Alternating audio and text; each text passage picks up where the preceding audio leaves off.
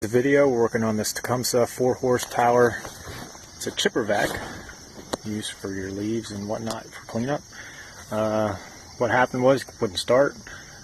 The fuel was clean, spark plug was good, there was good compression. When I first started it or tried to prime it, priming bulb's worn out, ripped up. I went ahead and took the carburetor or the bottom of the bowl off. That's a 12mm bolt.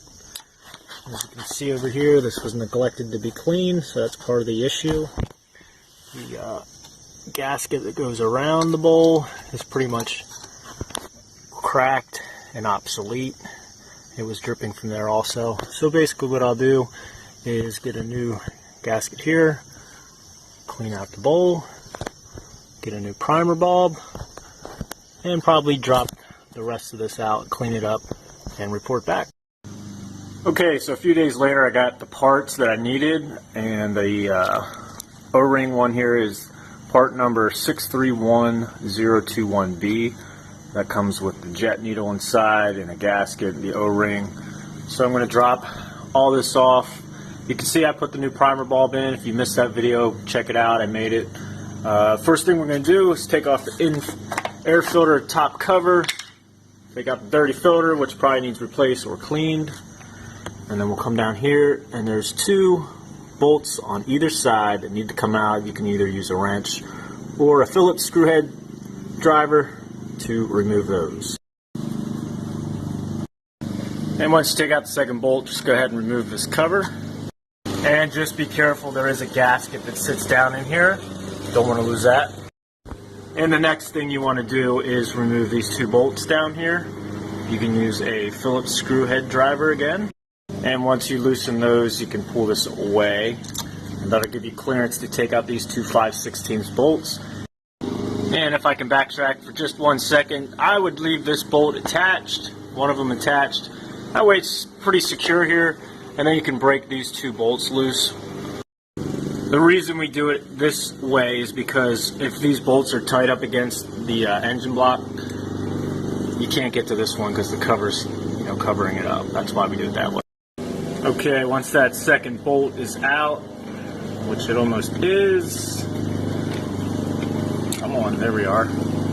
Then you can go ahead and take these other two bolts out completely. That'll drop this out, and then I'll show you what to do with the throttle linkage and your fuel line.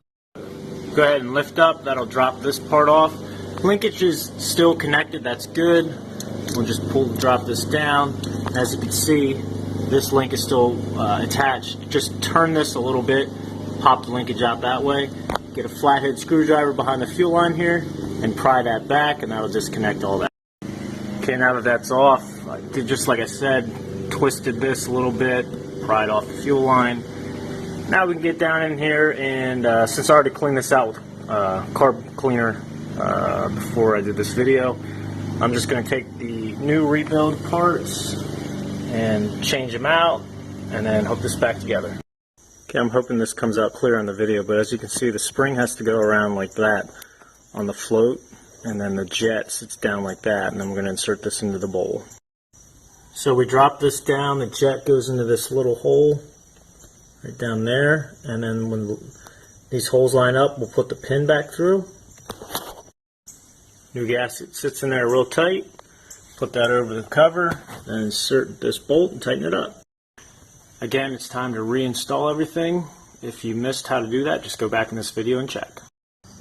Okay, if you did everything correctly, you should have nice dirty hands and an engine that's ready to run. Put some fresh fuel in it and start it up.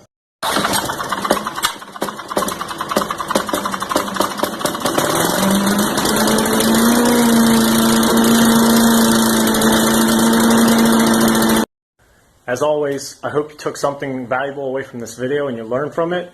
I'm going to be in Western Ohio the next couple of weeks. Hopefully I got some stuff to work on out there, share some more videos with you guys. Thanks always for watching, and I'll see you next time from the Neighborhood Go-To Guy.